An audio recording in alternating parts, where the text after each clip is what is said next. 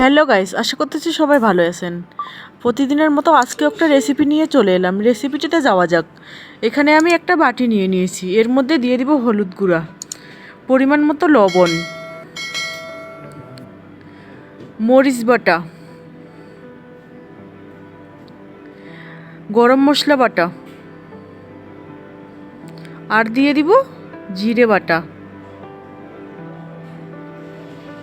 এই মশলাটার মধ্যে অল্প পরিমাণে জল দিয়ে দিব, দিয়ে ভালোভাবে গুলিয়ে নিব।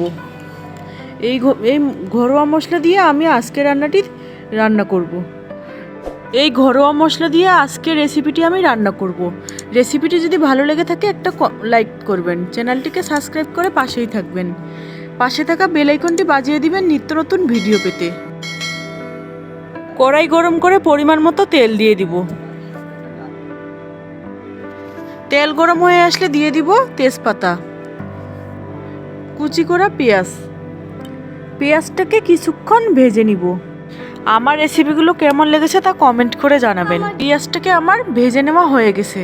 এবারে দিয়ে দিব আদা রসুন বাটা, দিয়ে কিছুক্ষণ ভেজে নিব। এরপরে আমি দিয়ে দিব মুরগির মাংস, আলুটাকে আপনারা ভেজেও দিতে পারেন, আমি এখানে কাঁচাই দিলাম। আর সাথে কয়েকটা গোটা রসুন দিয়ে দিয়েছি। এবারে ভালোভাবে নেড়ে নিব যেন পেঁয়াজের সাথে মুরগির মাংস, আলু ভালোভাবে মিশে যায়।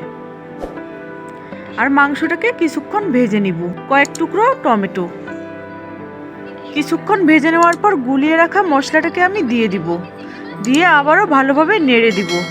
এমনভাবে নেড়ে দিতে হবে যেন মশলার সাথে মাংস, আলু ভালোভাবে মিশে যায়। এই রেসিপিটি আমি সহজ পদ্ধতিতেই করেছি, যে কেউ এই রেসিপিটি রান্না করতে পারবে। এই ঘরোয়া মশলায় রান্না করলে রান্নার স্বাদ অনেক দ্বিগুণ হয়।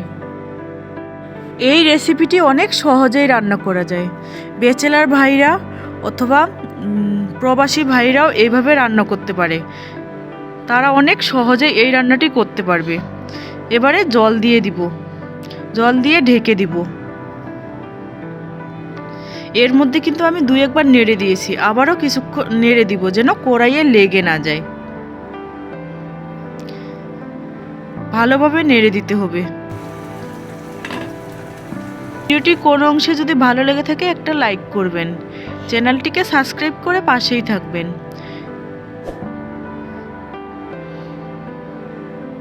এবারে আমি মাংসটাকে কষিয়ে নিব, এমনভাবে কষিয়ে নিব যেন মাংসের আষ্টে গন্ধ না থাকে। এই মাংস আপনি যত বেশি কষিয়ে নেবেন তত এর স্বাদ বেড়ে যাবে। কষিয়ে নেওয়া আমার হয়ে গেছে। এবারে দিয়ে দিব ঝোলের জন্য জল।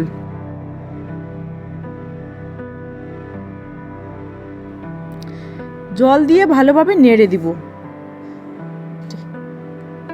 আবারও ঢেকে দিব। মাংসটা আমার প্রায় হয়ে এসেছে, রান্না হয়ে এসেছে। রেসিপিটা যদি ভালো লেগে থাকে একটা লাইক করবেন, চ্যানেলটিকে সাবস্ক্রাইব করে পাশেই থাকবেন। ভিডিওটি দেখার জন্য আপনাদেরকে অসংখ্য ধন্যবাদ।